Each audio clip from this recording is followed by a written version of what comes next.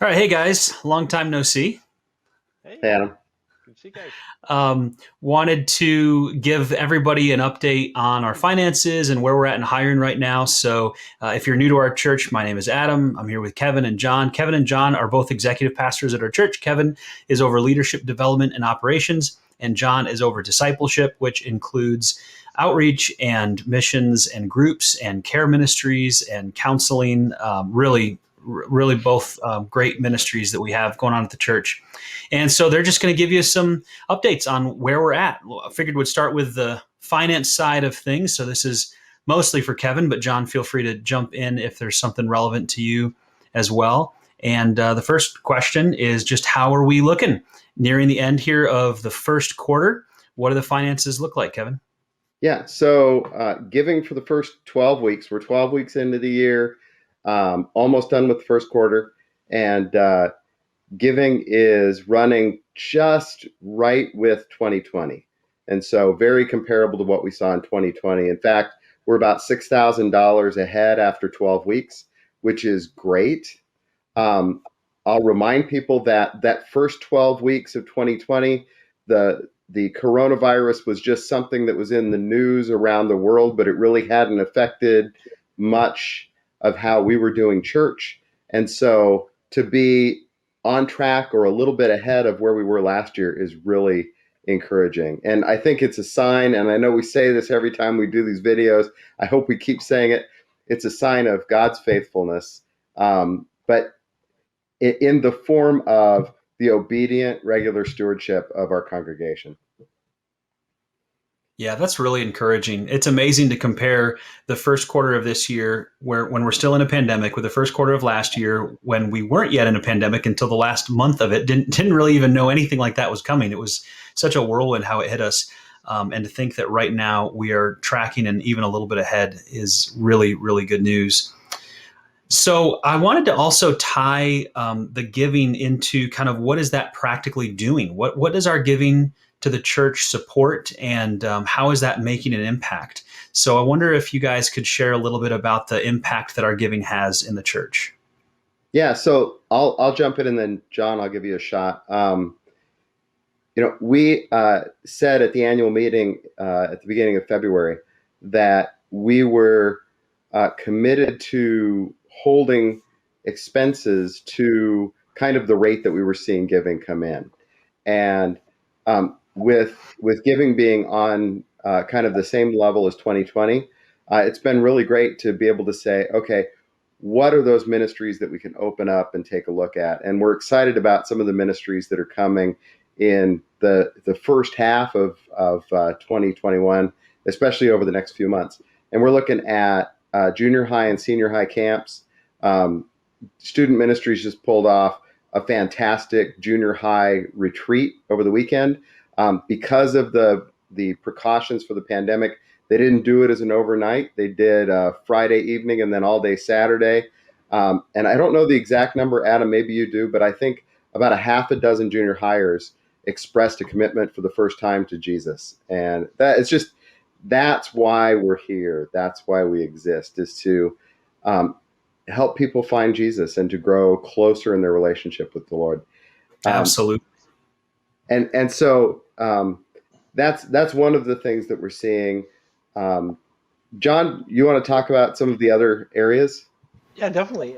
In the outreach area, it's been a very interesting year in terms of what we have not been able to do, and then in turn what we have been able to do. So clearly, all of our short-term mission teams, whether local or global, were cut off, and we're doing the investigating to get those launched again in 2022.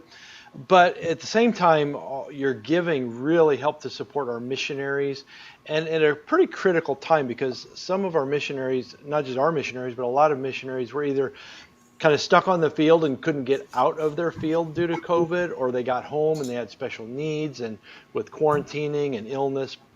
So your giving actually helped us to give some really special attention and care to some of our missionaries who needed extra money to get back from the field, to get back here, to get medical care, to be with their family, and then some crises that some of our missionary families had that we were able to help with because of your faithful giving.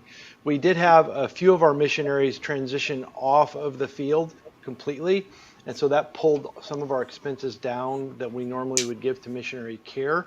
But we still have plenty of expenses, and your giving to the outreach fund continues to help us to support our missionaries and to cultivate new local opportunities for service, which is a really big deal. Since we can't get on a plane and fly somewhere, we're really looking for opportunities right here in our own town where we can serve. Yeah, absolutely. Those are some great things that are impacted by our giving. We've got other things going on right now too. The New City Fellowship mission trip for our students is happening right now, and so that's really exciting. We've had a major upgrade happen in our Kid Connection area. We've seen a lot of revamping of that, and so many people coming to that we don't actually have room for everyone right now until we can get more volunteers. But that's required some resources to update those spaces, and people have given in a lot of different ways to help support this ministry, and it really is making a difference for Jesus. We've got new families coming to the church. We've got people trusting Christ through the ministry of the church and through the people of the church, and all of this is made possible by the faithful giving and our God who provides us with a church family that's faithful in giving. So we're so thankful for that. I don't want to leave out that there are some things around the church that we're doing. Last year we did the capital campaign, and we raised money for 3 major projects.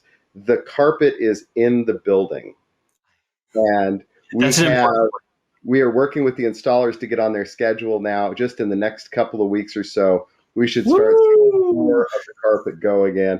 And then some of you have noticed that the north patio, which was put in when they built the original building, has shown a lot of wear and is crumbling.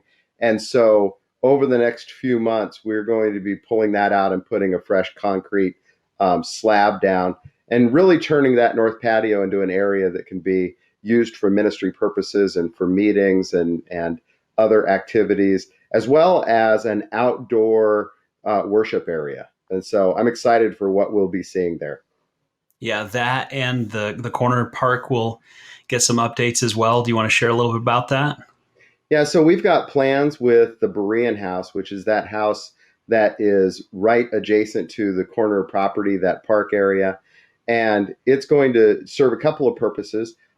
Nearest the park, there will be a pavilion put up over it and some windows put in and some restrooms that can be used for outdoor ministries, a snack bar type area. So student ministries, men's, women's, young adult activities.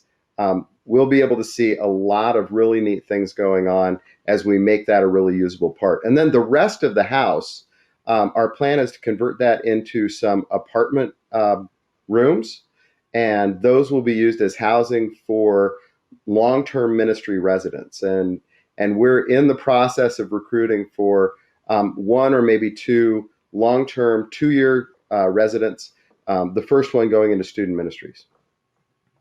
We're really excited about the chance to develop people and help them grow. And that includes the people that are already in our church and the people who are not yet in our church.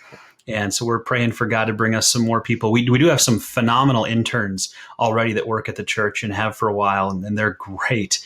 And we're just looking to expand that and equip more people for the work of the ministry, as the Bible tells us to do. So all of this is made possible by our giving. And what are some ways that people can support the church, Kevin? Yeah, well, I keep coming back to the faithful, regular giving and stewardship. It has been such a blessing in the almost 3 years that I've been in this role to not have really any significant angst about that regular offering coming in.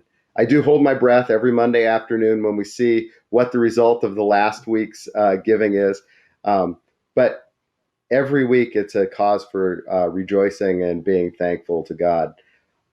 One of the things that I want to make sure everybody knows is how helpful it is when they set up online automated giving. We can do so much more in terms of planning expenses and predicting or forecasting what the year looks like when we know that people have set up a weekly or an every other week or a monthly gift. And so I would encourage people to consider doing that if you haven't already. We saw last year us slip over to more than 50% of our giving coming through those regular scheduled online gifts. And that's super helpful to the church. When you do that, you'll have two options. You can set it up connected to your bank account, or you can set it up through a credit card. And let me just encourage you to set it up the first way through the ACH or bank withdrawal form. And the reason is this: if you gave $1,000 in a gift through ACH, through that link to your bank account, then the fee that we're charged for that transaction as a church is 25 cents. That's a quarter. If you gave $1,000 through your credit card, and it looks exactly the same when you set it up, but if you choose credit card and you put your credit card number in there, they'll take it, but they will also take 2% or $20 of that $1,000 gift. And so we want as much of your gift to go to ministry purposes and not to bank fees as possible. And so that's one way that you can be wise in your stewardship. That's good. It's really helpful to have that regular giving coming in, that support. And over the last year, we've seen more and more people opt to do that. We already had a number that did, but thank you all for supporting the church in that way and giving us that consistent source of giving that we know is coming in every month. It's so helpful. I want to shift gears now and talk about some of the open positions we have and just give people an update on where we're at with some of these. And so maybe we'll start with John here. John, what open positions do you have in your area? And what are you looking for, and how are those searches going? Yes, in the discipleship department, we have two open spots right now: a full-time position, which is our group's pastor position, and we, in fact, just had an interview with a candidate or an applicant earlier this evening, and had a really good interaction with him. We have had several applicants. We've talked to them, talked about our church. There's a lot of excitement about this role. When I talk to these applicants about what we're doing at First Free and how we're not like many churches, and even we used to, you'd go over there and do discipleship, and over there to do outreach, and you go over there to do care, that we're kind of have pulled those together to integrate them under that umbrella of discipleship. And so it's been some exciting conversations, but we are looking for that special outreach, or that special groups pastor who's going to oversee all of our groups, our home groups, men's, women's groups, our Sunday morning communities, our care ministry groups, our affinity groups. So it's a pretty significant position in our church. So keep praying about that. We do have some candidates that we're talking to right now. And then the other position, which is equally as exciting, is a part-time position. It's the regional outreach coordinator.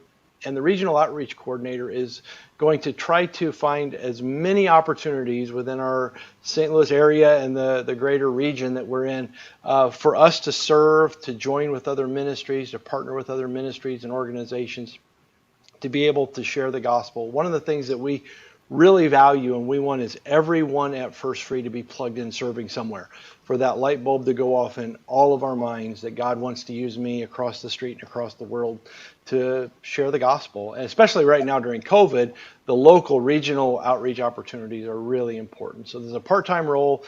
If you know of somebody who is interested, or who might be interested, please have them go to efree.org/careers, and they can find both of these positions. And Kevin, do you have any open positions under your area? We do. We've got a full-time custodian position that's open. We've got a part-time custodian position that's open. The team that we have is kind of a skeleton crew, but they do a great job of keeping the church clean. As ministry picks up, we're going to have more and more need as more and more events are there. And we still have those COVID cleaning protocols in place. So we're fogging with disinfectant, with antiviral fog after each room is used. We are wiping surfaces down with antibacterial and antiviral cleaning products. And so as the church opens up and as you all come back to more activities, which is going to be great, we're going to see that need increase. So I think it's a perfect job, Adam, for a college student or a seminary student who would like to work evening shifts or pick up some weekend shifts. That part-time position is available that could do that. The full-time position may work into their schedule as well. And if we could get 2 or 3 years of really good work while they were finishing their education, that would be a real blessing. I'll add just a couple of more positions that we're looking for right now. And people may be curious about, what about a worship pastor? Well, we haven't had a worship pastor in almost 2 years now. And so people are wondering, are we looking for a worship pastor? And we have been ever since a couple of years ago. We have been looking for a worship pastor. We've looked at a number of candidates and haven't found anyone that would be a good fit yet. We've found some that looked like a good fit, but weren't willing to leave their current church. And we tried to pursue them and recruit them. And one even told us that what we were doing sounded so appealing that they wanted to replicate it at their church, and asked for help in coaching to do the same thing that we were doing in their church. And so we helped with that, and it worked out really well for them. And that's fine. It's all in the kingdom. I would have loved to see them come here and do it with us, but where they're at right now, I get it. So we had a little bit of that, and then we had some that just wouldn't have been a good fit. What we're looking for is someone that's really special in the worship pastor industry, if you'll forgive me for using that term, the area of worship pastors. We're looking for what we would call a ministry unicorn, a unique person that is really gifted and skilled, but is passionate about developing other people and doesn't always have to kind of be the celebrity on the stage. And that's not always easy to find. Someone who not only can bring the skills and the vocals and the ability to be musically excellent, but also develop and improve other people, and has a heart for that and doesn't have to be front and center all the time. So we're still looking for that person. The position is up on our website and has been for quite a while now, and we've put out some feelers to try to get people. But at the same time, we knew going into this that we probably wouldn't find someone right away. Searching for a worship pastor is usually an 18-month to 24-month process, and that's if you're willing to take whoever applies within the first few months. And we're being a little more selective. So we put in place a temporary transition team, to help us get through the gap period. And we found that team worked really well together. We've seen tremendous improvements in our worship ministry, new vocalists, new band members, a growing ministry, an emphasis on prayer and care and spirituality that has been really, really healthy for us. So right now, I would say our worship ministry is the healthiest it's been in a long time. And that puts us in a great position, because we don't have to rush to bring in someone who may not be a good fit long term. So that's where we're at on the worship pastor front. But we are also looking to hire a worship leader. And this is one that we've been actively interviewing candidates for very frequently. It's a lower barrier to entry. There are a lot of people who could be a great worship leader who may not be the person to run the whole worship program. And we continue to talk with people. We had interviews this week. And if someone out there that you're connected with is good at leading worship, has a good voice, is able to get up and lead others and passionate about it, we would love to hear from them. And hopefully very soon we'll have one or two new worship leaders on our team, even if we don't find the overall worship pastor in the very near future. We'll still do quite well with that leadership team in place. One more people may wonder about is a children's pastor or director, and we're not currently looking to hire a new children's pastor or director. Instead, we grabbed a number of people from our church and asked them to join a leadership team, and that has worked really, really well. In fact, I just got back from meeting with that team a little bit ago. It's astonishing what has happened in the last 6-7 months since that team formed, and how every area of our Kid Connection ministry has been improved in different ways. It's really, really neat what's happening there. So I think when families, more and more families come back, as many are, they will be very pleased to see how our children's ministries are growing and improving and creating a space that kids love to be in, that kids learn about Jesus and are having a great time and want to invite their friends. So we're going to continue with that team that's in place there for the time being and see where God takes us. So that's our hiring update and our finance update. Anything else, John or Kevin, that you can think of that needs to be shared? Yeah, I would just encourage people. We've done a lot of work on the website and trying to make that the place to get information on all the stuff we've talked about today. Everything starts with efree.org and then a slash. If you want to set up a giving, a recurring gift, it's efree.org/give. John already mentioned, if you're interested in any of the open positions or you'd like to pass that on to somebody that you think would be interested in that, it's efree.org/careers. And then, John, do you want to talk a little bit about, there's one other page on the website that kind of fits into what we've talked about today.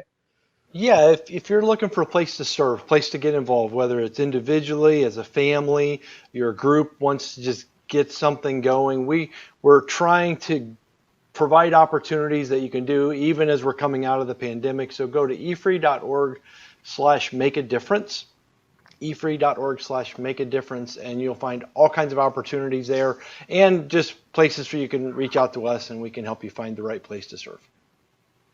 I really hope you'll all do that, especially the Make a Difference page. There are some great ways to get involved there. My prayer, and I know you guys join me in this, is that this would be a year of outreach for us. After last year shut so many things down and separated us a lot, that our whole church would just get on board with reaching out into our community. And there are so many great ways to do it. So please go to efree.org/make a difference. See what might be interesting to you. And we've got people on staff who you can contact and help get you connected to the right areas where you can serve.